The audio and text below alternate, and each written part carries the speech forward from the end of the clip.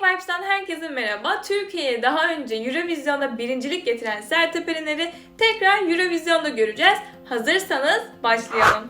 Evet, 21 sene öncesine gidelim. 2003'te Eurovision'da ülkemize Everyway Da'dayken şarkısıyla birincilik getirmişti Sertab Erener. Bu bizler için çok büyük bir gururdu. Sadece Sertab Erener birinci oldu. Bu duyguyu bize sadece Sertab Erener o şarkıyla yaşattı. Sertab Erener İstanbul'da vermiş olduğu bir konserde dinleyicilerine bir haber verdi. Biliyorsunuz ki Türkiye ilk kez 1975 senesinde Eurovision'a katılmıştı ve bu yarışmadan da 2013'te çekilmiştik. 2013'te hatırlarsanız Can Bonomo'nun Love Me Back, yanlış hatırlamıyorsam şarkının sözünü umarım yanlış hatırlamıyorumdur. Love Me Back şarkısıyla girmişti ve bu yarışmadan sonra da Türkiye çekilmişti yarışmadan. Biliyorsunuz ki Avrupa ülkelerinin, Avrupa Yayın Birliği ülkelerinin katıldığı bir organizasyon Eurovision ve burada aslında siyasi hiçbir şeyin içine dahil olmayacağı söyleniyordu. Ancak burada siyasi ilişkiler, savaşlar, anlaşmaların da içine dahil olmasıyla, buradaki puan sistemini etkilemesiyle bunlara tepki göstermişti bu organizasyonu ve bunun üzerine de Türkiye Eurovision'dan çekilmişti. Şimdi biliyorsunuz Eurovision deyince aklımıza direkt Sertab Erener geliyor. Hiç olmazsa benim öyle geliyor. Sertab Erener 2024 Eurovision şarkı yarışması için bu yılki ev sahibi İsveç'ten davet almış. Yarışma gecesi için de özel bir gösteri hazırlıyormuş. Biliyorsunuz Everyway Da'dayken şarkısının zaten çok ilgi çekmişti hani o atmosferde. Şimdi ise onun bu yarışmada farklı bir versiyonunu söyleyecekmiş. Tekrar Eurovision'a gidecek bu şarkı, o gösteride söylenecek olan Everyway Da'dayken şarkısının söz müziğinde Sertab Erener ve Demir Demirkan, aranjesinde de Ozan Çolakoğlu vardı. Şimdi ise çok merak ediyoruz. 2024 Eurovision ne zaman derseniz yarı finaller 7 ve 9 Mayıs 2024'te, final ise 11 Mayıs'ta. İsveç'in Malmö kentinde, Malmö nasıl okunduğunu bilmiyorum gerçekten. Malmö'de gerçekleşecek. Gerçekten çok heyecanlıyım. Bu haberi okuduğum andan itibaren dedim ki bunu hemen kanalıma çekmeliyim. Kanalımda bunu anlatmalıyım. Çünkü ben 2003'te çok küçüktüm. Evet, yaşım ortaya çıkıyor şu an. Çok küçükten bebektim hatta. Benim için bu çok mazi, yani yok. Böyle bir belleğimde Sertab Erener Everyway Da'dayken şarkısını yaşadığımız o an ne yazık ki maalesef benim hafızamda, anılarımda yok.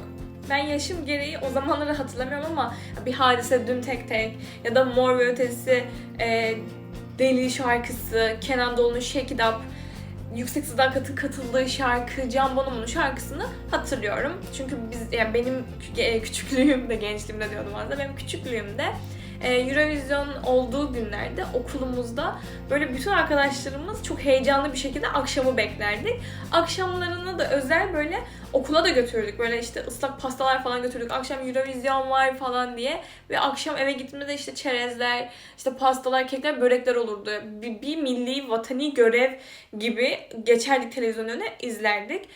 Üstünden çok sene geçti bunun, yani yıllardan beri yarışmada yokuz ve gerçekten bununla büyümüş olan çocukların bu çok büyük bir eksi aslında. Gerçekten çok isterim tekrar orada yarışmayı, yani keşke o siyasi şeyleri barındırmasaydı içerisinde. Gerçekten belli bir düzenle gitseydi diye çok isterdim ya da. Şu an Sertab Erener'in orada bir gösteri yapacak olması bile beni o kadar heyecanlandırıyor ki size anlatamam. Bu arada çevremde biz yarışmaya girmesek bile izleyen, takip eden arkadaşlarım vardı. Ben sadece her senenin sonunda kim birinci olmuş ona bakıyordum. Çünkü dediğim gibi Türkiye içine dahil olmayınca hani böyle bir izleyeyim, yani o rekabet yok. Hani kazanacağız, şimdi biz yapacağız, iyi söyleyeceğiz falan. Bu arada aklıma geldi, benim küçükken en sevdiğim performans Manga We Could Be The Same'di. Gerçekten çocukken Manga'ya bayılıyordum, Ferman Akgül'e ve bütün gruba, çok hızlı konuştum bir an, yavaşlıyorum. Ve We Could Be The Same şarkısını böyle küçükken ezberlemiştim. Onun bir iki versiyonu yapılmıştı şarkının, böyle onları deli gibi takip ediyordum. Ve Lena kazanınca ben ağlamıştım hüngür hüngür. Nasıl kazanır? Dümdüz siyah elbiseyle çıktı. Hiçbir farklı bir şey yapmadı. La la la deyip geçti deyip. Küçükken tribe girmiştim. Aklıma şu an o geldi. Gerçekten benim için Sertab yani geçmişe baktığımızda Sertab Erener'in performansından sonra en iyi performans diyebileceğim Wickle. Bir de Say. Gerçekten manga bir harika yaratmıştı. O işte atmosfer, bateri şovu, böyle yukarıdan çıkan ateşler falan çok güzeldi. Şimdi ise dediğim gibi bu Eurovision'u oldukça böyle heyecanla takip edeceğim. Sizlere de zamanı geldi o gösteriyi konuşuruz. Bu gösteri sürecinde konuşuruz hep beraber. Ne oluyor, nasıl oluyor, ne bitiyor. Sertab Erener'in böyle bir organizasyonu Türkiye'nin çekilmiş olmasına rağmen ve 2003'te birinci olmasına rağmen artık nasıl hafızaları kazındıysa tekrardan bir gösteri için davet edilmesinden oldukça hem Sertab Erener adına hem de bir Türk vatandaşı, bir Türk genci olarak çok gurur duydum. Çünkü gerçekten çok büyük bir başarı. Böyle ülkemin o milli değerlerimi bana çok böyle yüksekte hissettiriyor. Keza işte kadın basketbol takımımızın o Avrupa Şampiyonası'ndaki atıyorum işte futbol maçlarının, dünya şampiyonlarını izlemek beni çok böyle ülkem adına çok değerli duygular hissediyorum. Umarım bu tarz organizasyonlarda tekrardan bulunabilme şansımız olur. Benim yani gerçekten tekrar bir Eurovision'u izleyip orada yarışmayı izlemek isterim. Ülkemin yarışmasını isterim. Siz Eurovision'u özlediniz mi? O zamanları nasıl hatırlıyorsunuz? Ve bu zamana kadarki favori yarışmacınız kim? Sertab Erener diyeceğinizi düşünüyorum şu an. Tabii ki bir sürü daha akla şu an gelmeyen, sizlere söylemediğim de vardır. Mesela Şebnem Paker Dinle.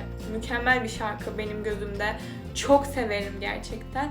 Sizin favori parçanız hangisi? Favori yarışmacınız hangisiydi? Bir de bir sorum olacak. Şu an Eurovision'a katılsaydık, katılabilme şansımız olsaydı sizce kim gitmeliydi? Sizce kim giderdi?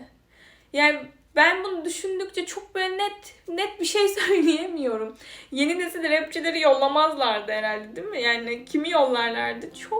Çok merak ediyorum.